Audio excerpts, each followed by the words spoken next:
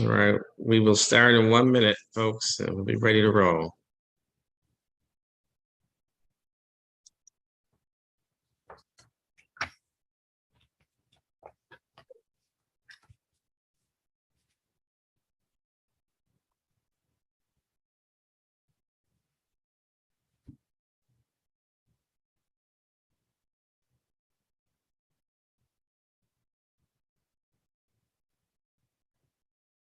All right, good morning, and good morning, Antoine Thompson, Executive Director for Greater Washington Region Clean Cities Coalition. Really excited that you all are here with us today. This is our monthly community leaders and stakeholders meeting, and we do these every second Thursday of the month, same place, same time, 10 a.m. Eastern time, second Thursday of the month. This is a way for us to get updates on what's going on in the industry, what's also happening with some of our members and stakeholders as well. Whether you are on Zoom or you're on one of our multiple platforms, we are excited to be able to share some good information with you on what's happening with Greater Washington Region Clean Cities, and also what's happening with clean energy, clean transportation, environmental protection as well. Just a couple of housekeeping items as always. One is want to welcome you here today. We're going to have some great dynamic speakers today.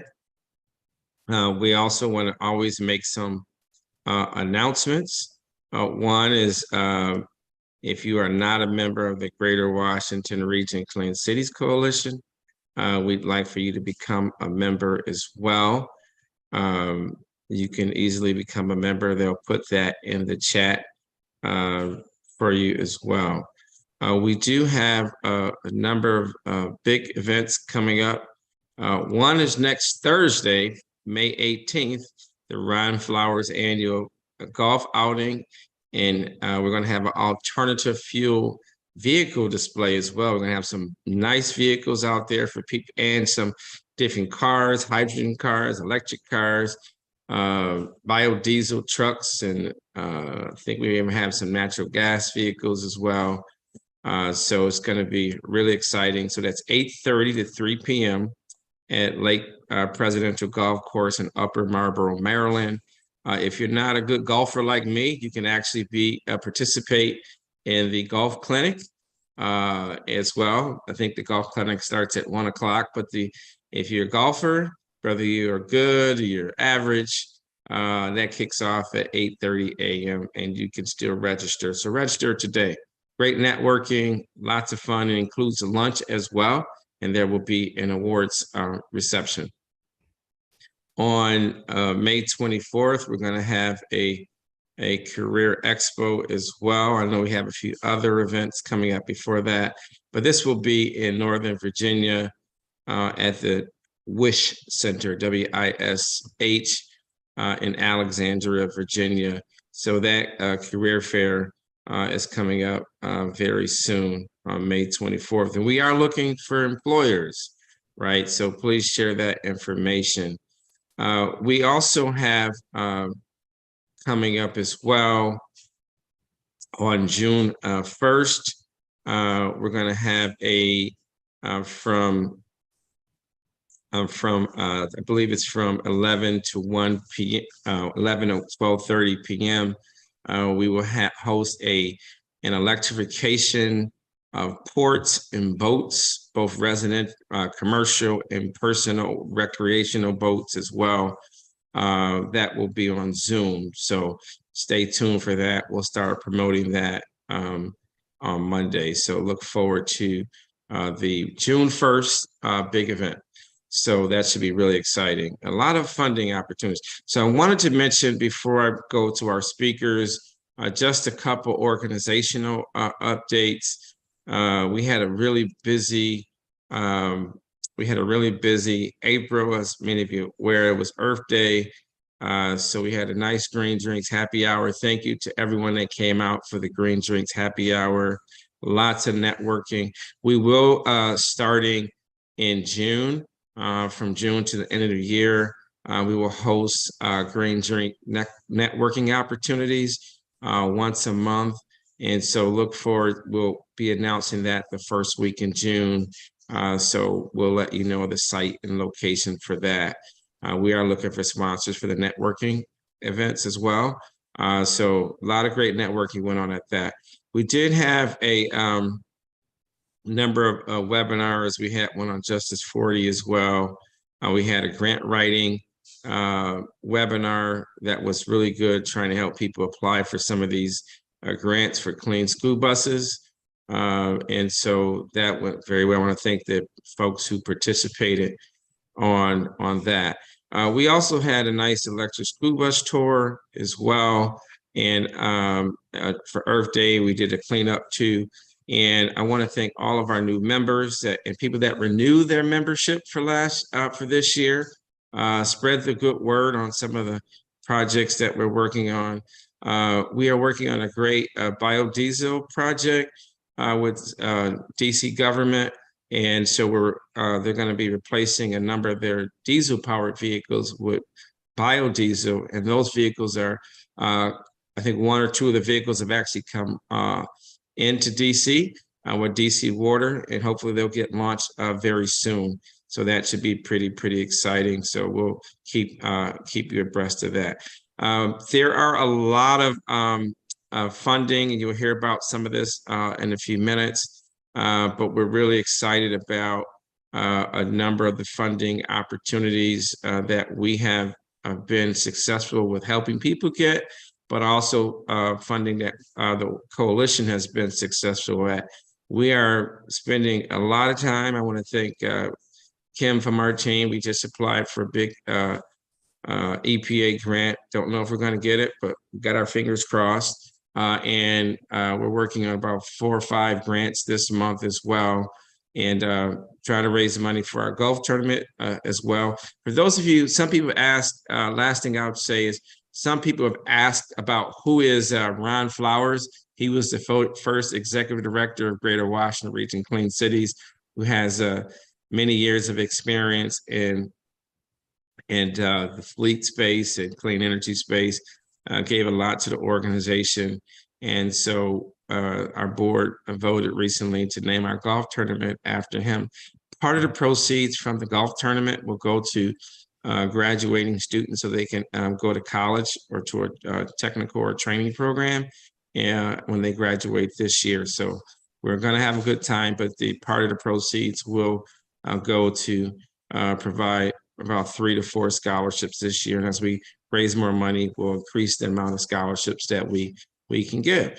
So without further ado, I want to go right into our panelists and speakers. I'll read their names really quickly.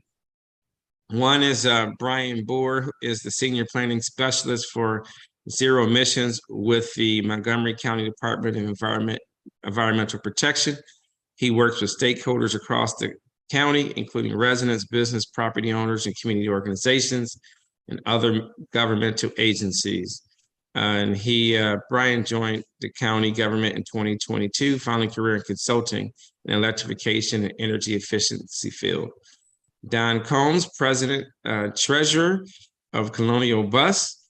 He has a business administration and accounting, 40 plus years in the transportation industry, 8 years as an automotive mechanic, and 3 years as controller for an automobile dealership. And Don is doing a great job. I had the opportunity to tour his facility last year, and hopefully we can do something that's open to the members to tour his site, hopefully sometime in August or September. We'd love to get out there and do a demo with the membership. Pierre Morel is the French exchange student at UCLA, studying economics and social sciences, and an intern with GWRCCC as well. And thank you to Pierre for joining our team for the next few more weeks. Susan Szanski is Vice President of Sustainable Energy Strategies, Inc., SESI. She has 25 years of experience writing, coordinating, and managing federal, state, and private grants. And we love Susan because she knows how to get the money and manage the money. Susan helped raise hundreds of millions of dollars in federal and state grants for ethanol, biodiesel, propane, and electric infrastructure, and business development grants for a variety of clients. She is sharing her wealth and experience with us today. Please help us welcome all of these dynamic speakers. Yay! All right. All right. So without further ado, we're going to get right into it. Let me just make sure I do this right. Okay. So our first speaker today is Brian. Brian shares some of the great work that they're doing in Montgomery County. Brian, thank you, and hopefully we'll be successful on partnering with Montgomery County. So we just submitted a proposal to the Department of Energy last week, and hopefully we're successful with that. Brian, floor is yours. Thank you, Antoine, and thank you everybody for having me today. My presentation today is about Montgomery County's community EV charging infrastructure plan. This is a plan that we're developing in the county to expand EV charging infrastructure and make the transition to electric vehicles possible. You can jump to the next slide. A lot of people on the line probably have a pretty good idea of why we're focusing on electric vehicles, but we in the county have a pretty ambitious goal to reduce emissions pretty quickly, 80% emission reduction by 2027 and 100% emission reduction by 2035. And a significant amount of this emissions reduction will need to come from vehicle electrification. And there's a lot of really great reasons to go electric and a lot of really great reasons why county residents are already making this transition. You see a few of these on the screen. Zero tailpipe emissions, cleaner air, lower cost of ownership, convenience of charging at home, work, or your destination. And that third item, that convenience of charging, is really what the community EV charging plan is all about, so that we can make it possible for everyone to have that choice to go electric. Next slide, please. I mentioned that this transition is already well underway in the county. This shows you the total plug-in vehicle registration by month. You can see since the beginning of 2021, we've basically doubled the number of plug-in vehicles that are registered in Montgomery County, over 21,000 plug-in vehicles currently on the road in Montgomery County. So that's something we're really proud of. But we need to be able to meet this demand and this growing demand for EV charging that comes along with it. Next slide, please. So we've done a little bit of forecasting to see really what can we expect if these trends continue. The black line there at the bottom is the Advanced Clean Cars 2 regulation that was recently adopted by the state of Maryland, basically projecting that or requiring that by 2035, 100% of all light duty vehicles will need to be electric in the state of Maryland. But if you look at some of those adoption rates, I think we're already overshooting or looking that we might be adopting EVs a little bit more quickly than that minimum standard, at least in Montgomery County. And so if you project out a couple different adoption rates, fast adoption, medium adoption, you can see that by 2030, we could have somewhere between 150 to 250,000 electric vehicles on the road in the county. And that's only about 30% potentially of the vehicles on the road. So there's a lot, more room to go. But if you look at those numbers, they start getting really big, really fast. Next slide, please. So we want to make sure that our charging infrastructure is growing to accommodate that. Looking back over the last few years, last 10 years of the charging infrastructure that is currently available in the county, we see pretty quick growth in the last few years, but I think we still need to be thinking pretty hard about the right place to put charging, where those gaps are, and what we need to do to fill those gaps. Next slide, please. So that brings us to the community charging plan. Community EV charging is any EV supply equipment that is accessible and intended for use by the general public. And so the purpose of this plan is to guide county agencies, local governments, and other jurisdictions that are within the county, as well as property owners and the public, on where this investment is coming from, how we should prioritize it, and what other funding opportunities are out there, and the strategy that we'll want to pursue in the county to go after those funding opportunities. Next slide. So we, start with a pretty broad look at all of the different locations where you could have EV charging and the kind of uses that people would have for EV charging in these different locations. EV charging at home is such a big, important piece of the promise of EVs, to be able to charge your vehicle overnight, start every morning with as much battery as you're going to need for the day. And one of the big challenges that we know is that residents of multifamily buildings, common ownership communities, or neighborhoods where you don't have off-street parking have a much bigger hurdle to access that at-home charging. And you need to think creatively. There's limited space in parking lots. There are other competing interests. So it's, and these projects are expensive. So we really need to think about where's the right place to site EV charging that's close to home, and what can we really do to make it possible for multi-unit properties to install EV charging on site. The other, the next one on the list is workplace charging. There is a tool put out by the National Renewable Energy Laboratory that you can use to estimate the number of EV charging ports you might need based on different levels of the different size of the EV fleet on the road. And one thing that tool puts out is that they're expecting a lot of charging to happen during the day at workplaces. And this is important, I think, when we start thinking about the grid and the time of day where we're generating a lot of renewable energy in the form of solar power. So if we can encourage people and make it possible for people to charge their vehicles at work or during the day at places where they're commuting, maybe that's a park and ride location or something like that, that's going to allow people to charge during the day where there's ample renewable energy being generated, and smooth out that curve so you don't have a big demand when everybody gets home and plugs in their vehicle at the end of the day. So think about workplace charging, think about what places around the community can, where people are spending a significant amount of time during the day, can accommodate charging.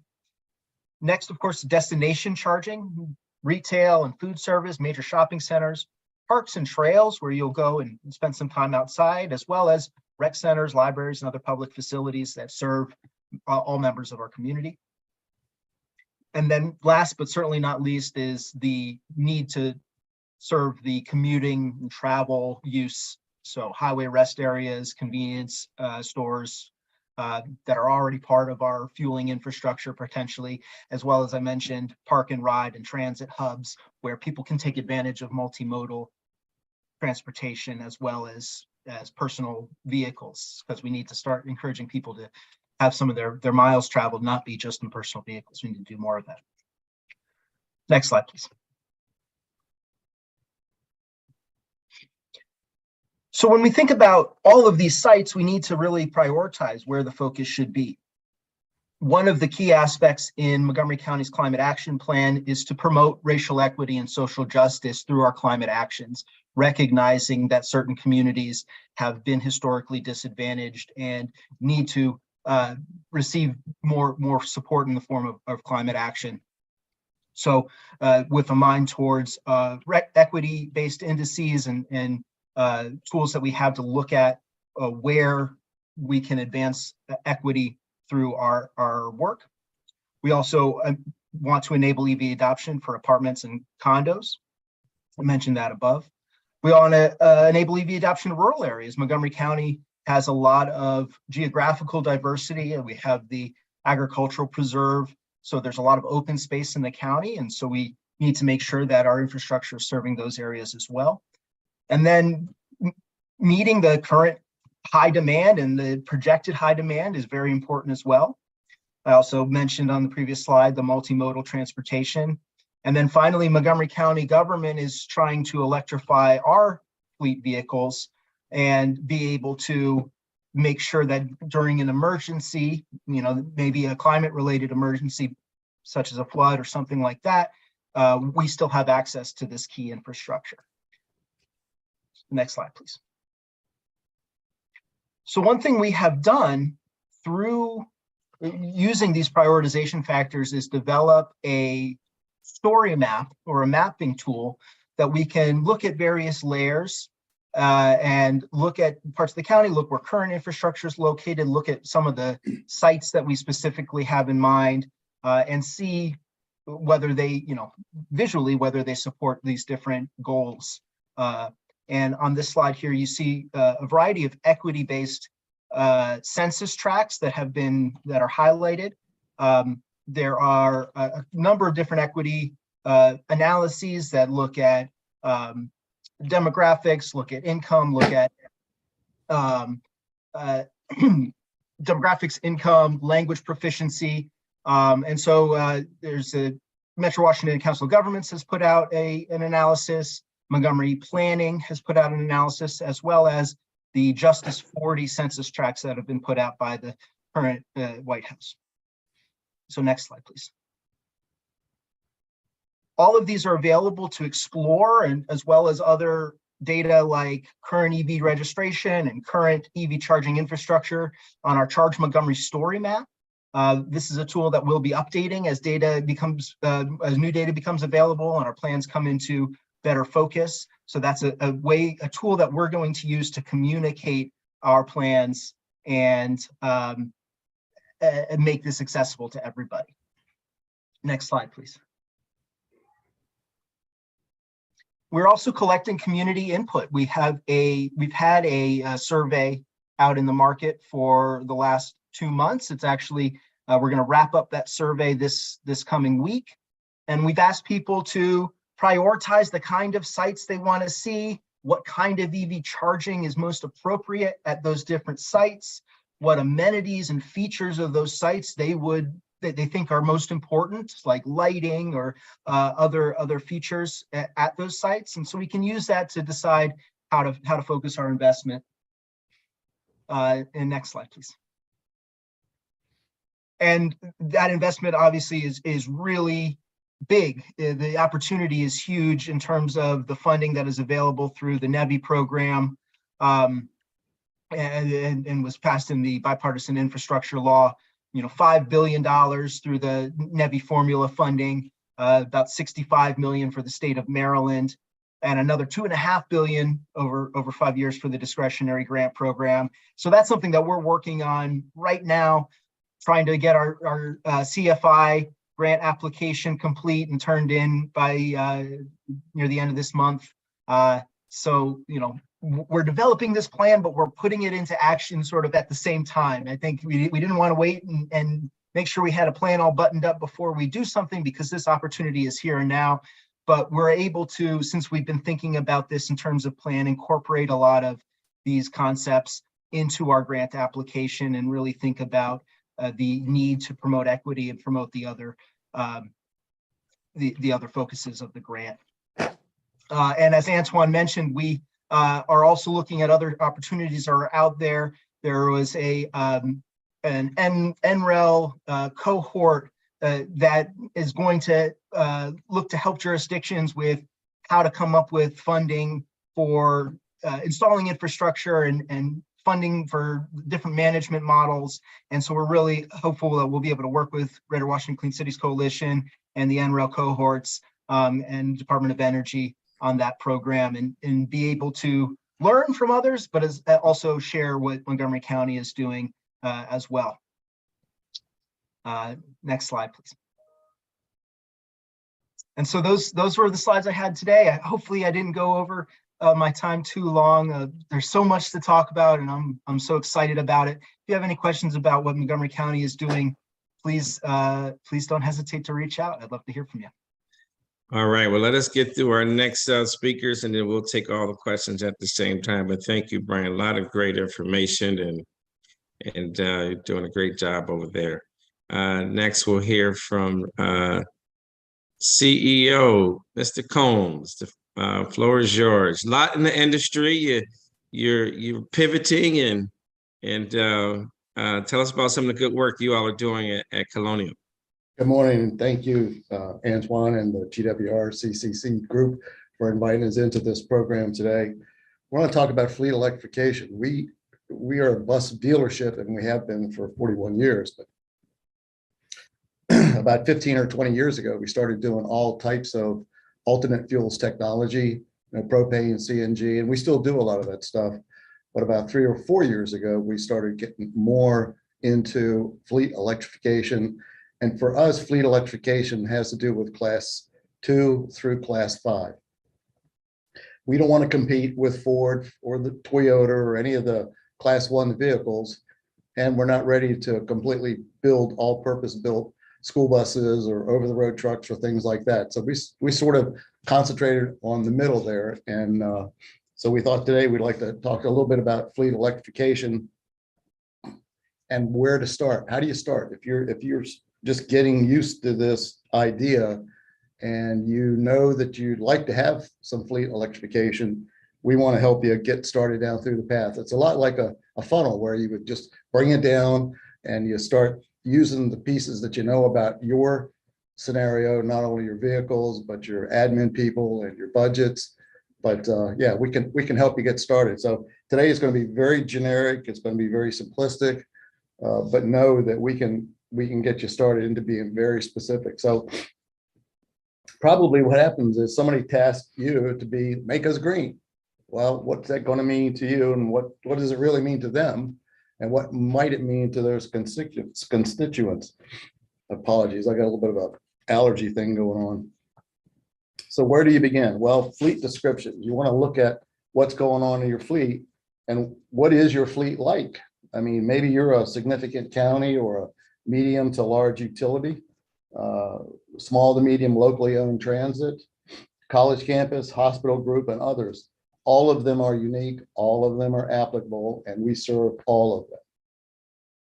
So understand the why. The clearer you are and the clearer administration is about what your goals are for fleet electrification, the more likely it is you're going to get to those goals quicker and with spending less money. We want to help you get there, and we can help you discover and develop a plan that will help you get some of your fleet farther along earlier on.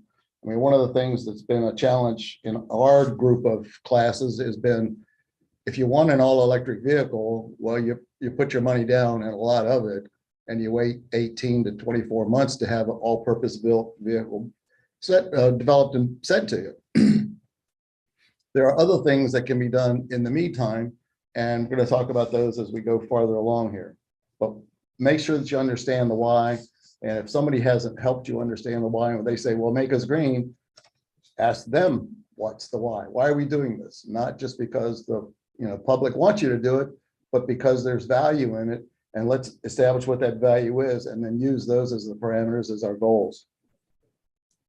So as an assessment, we need to do a fleet review. What do you have? How are they used? What pieces are pre-designated, like school buses or emergency vehicles, not just general use vehicles like admin shuttle vehicles. And for this discussion, we're going to review some groupings to help various fleets identify what vehicles are existing in their fleet and what can be done about it. In this discussion also, as far as groupings, we don't pay attention to the classes that the DOT mentioned, but we'll talk about them later. But the common groupings are supervisor, executive units, school bus units, both Class A and Class C. Class A is a small school bus. Class C is a larger conventional school bus. Maintenance units, both for buildings and vehicles. Last mile delivery units, sort of like the Amazon trucks that you see on the road these days. Large, heavy duty, purpose-built units like bucket trucks. Off-road construction units, emergency response like ambulances and fire trucks. And once you start grouping vehicles in the fleet, you need to start establishing individual and collective information about specific line items. How old are they? What's their condition? What's the remaining expected life? What's adequate budget support? and what's the candidates for EV replacement. Now, EV replacement to us is not that the EV is being replaced, but we take driveline replacements like ICE units, internal combustion engine units, and replace the driveline. And right now we're doing classes 2 through 5. So if you have small shuttle buses, all the way up to the smaller size bucket trucks, we can do driveline replacements that also support the ancillary equipment like wheelchair lifts and bucket trucks and snow plows and things like that. So anyway, we're able to do that as well in your fleet. Next, you need to assess the dollar budget. What do you plan to spend? It's probably not going to be enough. This should get mapped out over budget cycles. You may not need to identify beyond the first 2 to 3 years because very likely it's going to change by that time. And don't forget to identify budget and timing for infrastructure, charging particularly. Most of the fleets that we'll be working with have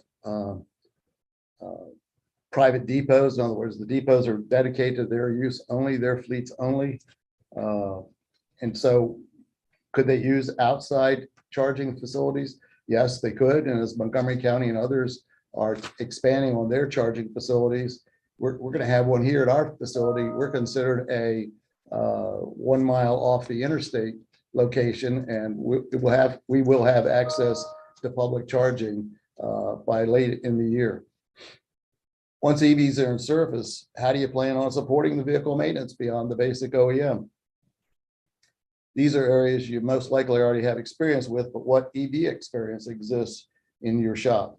Larger fleets will already have Class 1 EV experience, but unlikely beyond Class 1. This is where technical support and possibly specific training becomes needed, not only specific to certain types of vehicle, but voltage levels and specific parts availability. So to review, you need to assess and determine the goals, assess and determine the budget coverage, who and what department is going to take the lead on EV implementation, get vendors on board to support the goals and actions, make sure all the pieces are developed, including infrastructure.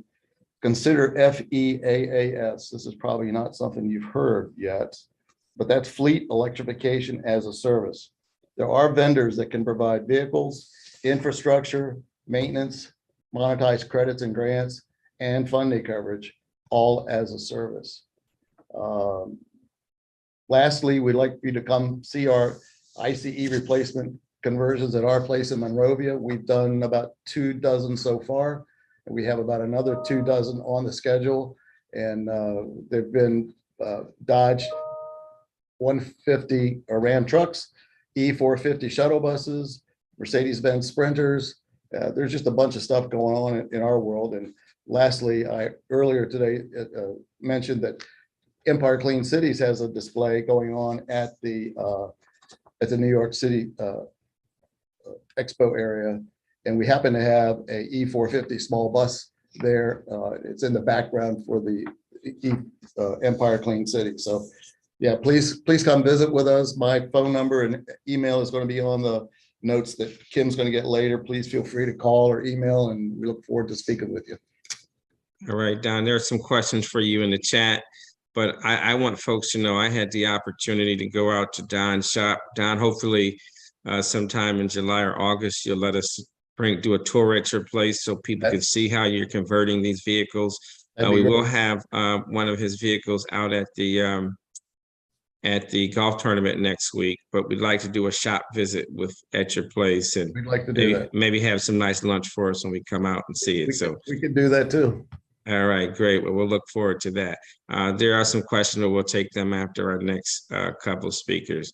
Next, we want to have a brief presentation from Pierre, who's going to talk about grid capacity. Then we'll go into Susan, who's going to talk about get the money for all this good stuff. How do you get some of this money? I see some of our shout out to some of our folks in Charles County, Montgomery County. I see some folks in Greenbelt and Poolesville, Montgomery County. Thanks. I know they have a great event in Poolesville every year. Hopefully we can be out there with you in September during Drive Electric Week. I see DDOT on as well. A lot of folks. So good to see you all. see you, Steve, from Citizen Energy as well. So a lot of good folks on the call, and let's just keep moving. So Pierre, why don't you welcome, and the floor is yours for about 5 minutes. Right, thank you. So, hello everyone. We all know the mobility is shifting from a model based on gasoline mainly to one based on electricity and other sources of energy we know well at GWRCCC. And at some points, we wonder how it's possible to get the resources necessary to operate this huge shift in the society. So let's dig into what are the challenges of the EV transition for the US economy. Next slide, please. First, it's not that easy to provide green mobility to all. I think there are animations for the slides. Yeah, thank you. Second, green mobility needs green energy, and that's a big challenge for America. And last, we will have an international comparison on the topic. Next slide. So one of the challenges of providing electric mobility to all is to get enough mineral resources to produce batteries. And despite a lot of productivity in the mines and limited resources, the International Energy Agency is rather optimistic about our capacity to provide all these minerals, thanks to the market force, basically. Yet minerals could create geopolitical troubles because they are more concentrated than oil and natural gas, with an important role of China. But new mines are expected to open in the US, I'm sure you have heard of them, and also in Europe. So recycling old batteries could be a solution beginning in the 2030s, while the minerals from the mine will have lost in quality. And next slide. A second challenge is to widen the range of those having access to EVs. Actually, we know that the price of batteries have dropped of nearly 90% in the last 10 years, while the average cost of EVs has increased of $20,000, so twice the difference created by the inflation on the same period. So that's a lot. And this phenomenon is due to the fact that EVs makers consider their customer segment as wealthy and ready to pay more due to some sort of social incentive to purchase EVs. In China and Europe, governments have given incentive to offer small EVs at a lower price, and the price cap of the Inflation Reduction Act is an example of some sort of American answer to going this way. Next slide. To provide green mobility to everyone, we could also develop other types of transportation, like scooters or bikes for small trips, or green buses and trains for longer ones. High-speed trains in particular is expected to develop thanks to the infrastructure bill. There has been something like $100 billion for high-speed train development in the US. Next slide. The second big group of challenges deals with the production of energy. Next slide. So we see here that EVs have environmental benefits only if they run on clean electricity, of course, and there exists two sources of decarbonized electricity, so nuclear and renewables. This last catches a lot of the investments, with 40 billion invested in renewables between August and November of 2022 in the US, so that's as much as during the entire year 2021. So renewables attract money from private sector because they are the most competitive source of energy since 2021. And they also attract public money due to their positive externalities. So we know that with a 90% decarbonized energy production by 2050, the US should have saved $1.7 trillion in public health, depolluting processes, and all that industry. Next slide.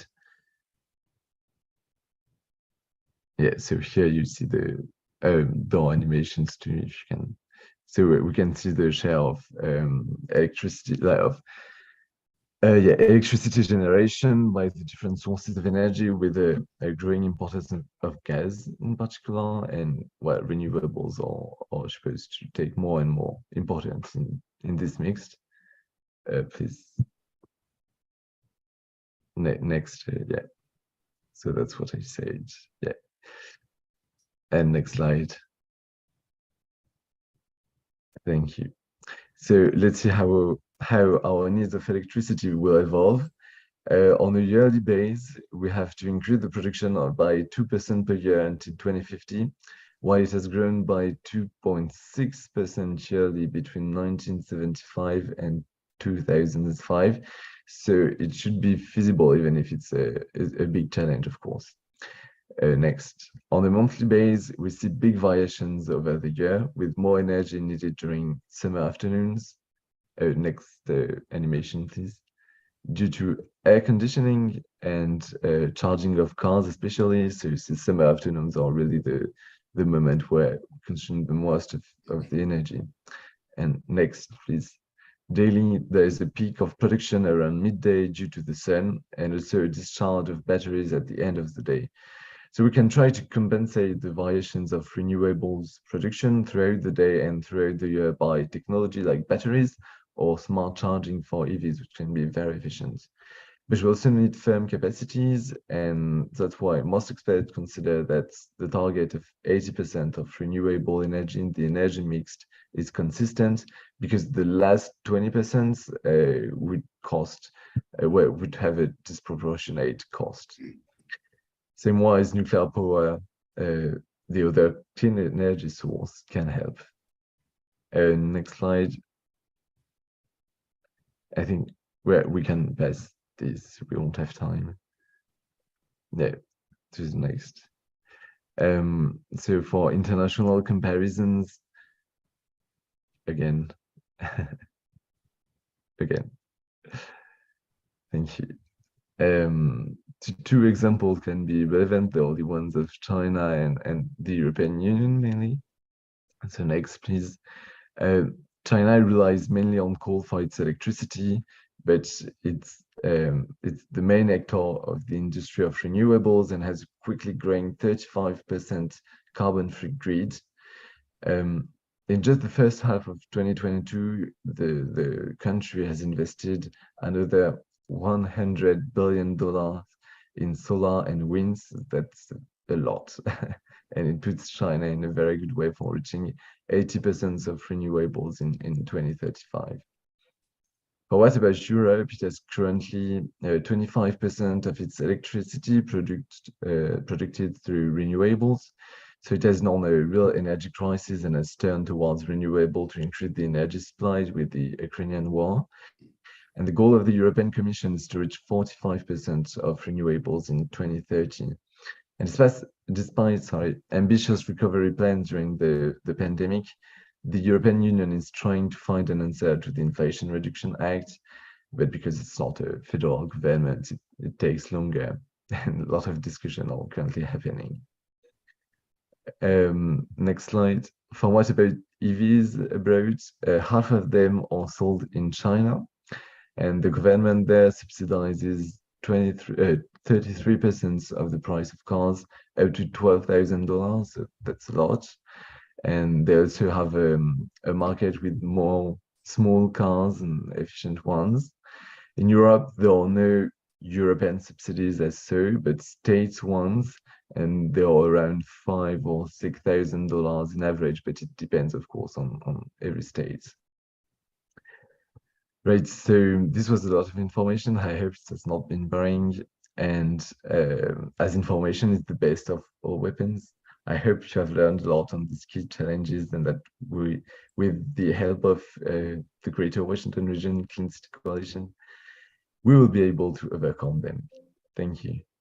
Thank you. A lot of good information. Thank you. A lot of good data. Thank you. Wow. Thanks a lot. Next, we'll go and I know some folks will have some questions for you as well, and slides will be available to people too.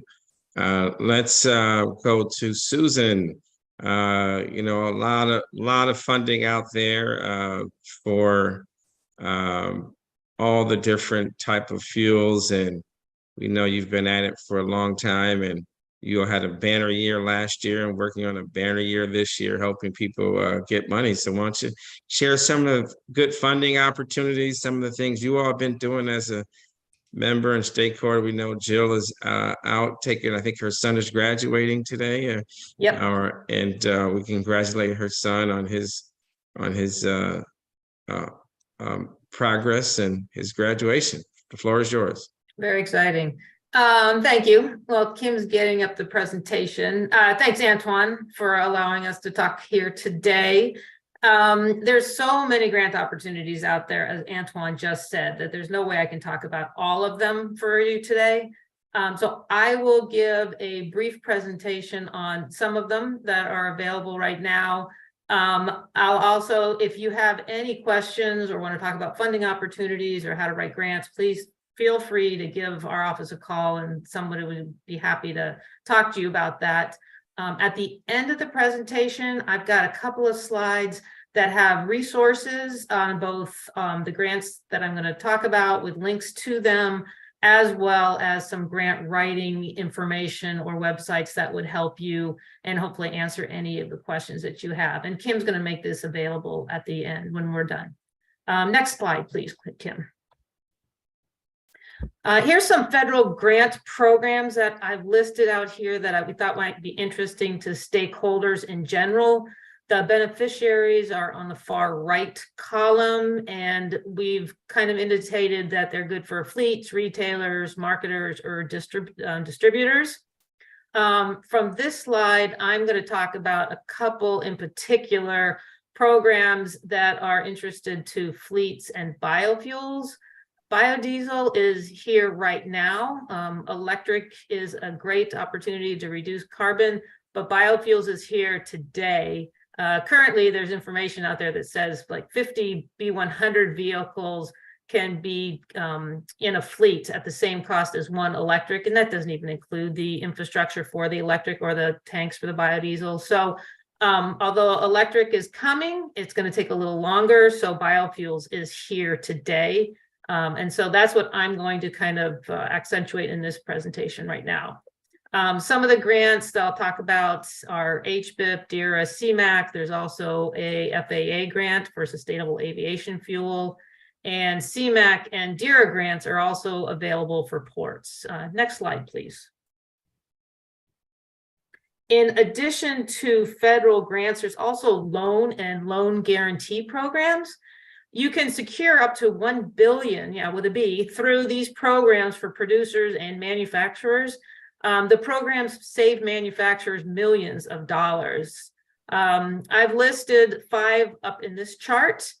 For example, the USDA Intermediary Relending Program. This program provides $1 million in loans at 1% to relend to businesses to improve their economic conditions and rural jobs.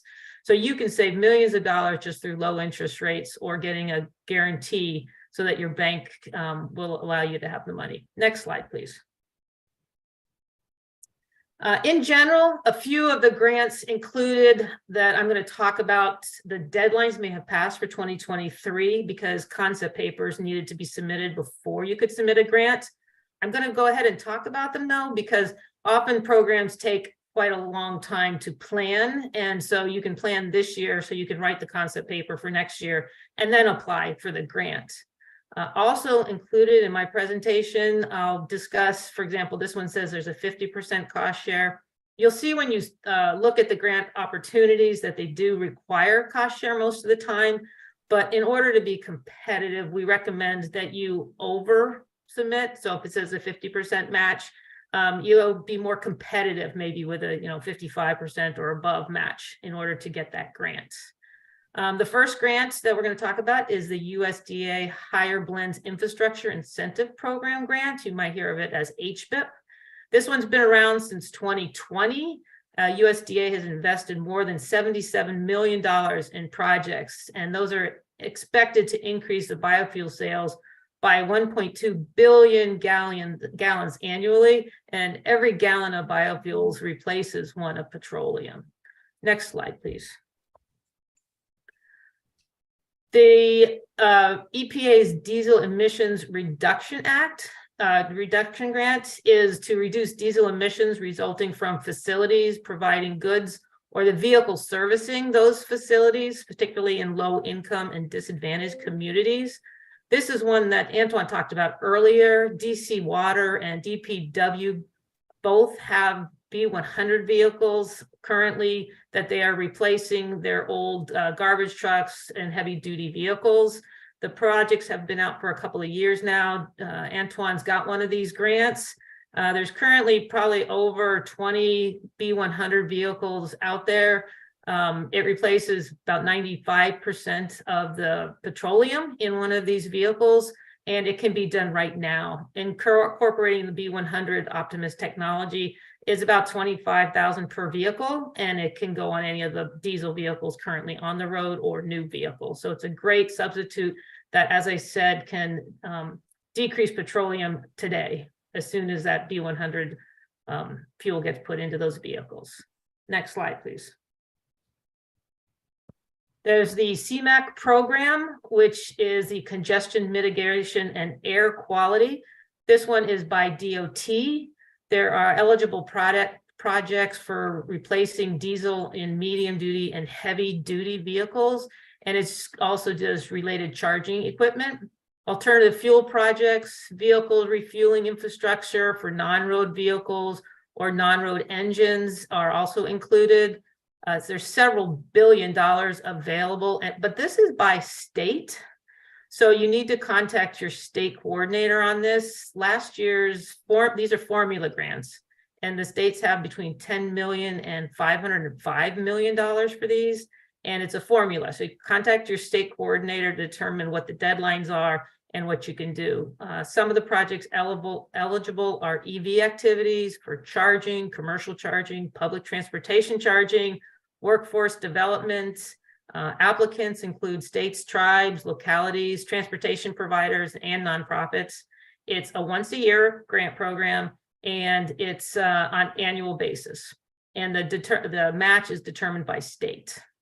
Next slide, please. The last particular one I'll go over here is the FAA's FAST program. This one is new.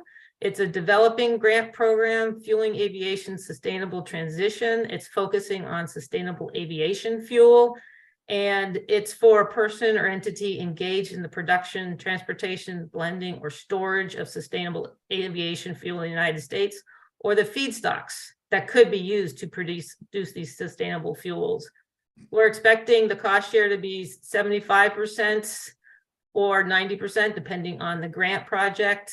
And the solicitations are due out this summer. For all of these grants, the solicitations are due out this summer, and the deadlines could be anywhere in the next couple of months. So it is going to be a very, very big grant writing and grant project development. So start your ideas now and move forward with, as soon as you can start writing, get started. Next slide, please. EPA had a couple of grants that are in here. They are about $41 billion. There's a Green Banks. Maryland has a Green Bank project that our company, SCSI, is currently working with. And part of that money could be used for the HBIP grants. So if a retailer needed money to make their match, a Green Bank could potentially help them with that match for the federal grant dollars. There's also the pollution reduction grants, environmental and climate injustice, port pollution, and the clean heavy duty vehicles. Next slide, please, Kim. We also have the EPA environmental justice grants, which I believe Antoine is applying for a couple of these. And then next slide. We have the DOE grants, rebates, cooperative agreements. Next slide. We also have the loan guarantees that I talked about earlier, with $40 billion from DOE for clean energy projects and another $205 billion for energy infrastructure reinvestment financing. Next slide. And then you can just run through these. There's websites that when she gives out the program, it's got the websites for all of the grants. Next slide. And then at the end, next slide. These are grant applicant resources that can help you with information.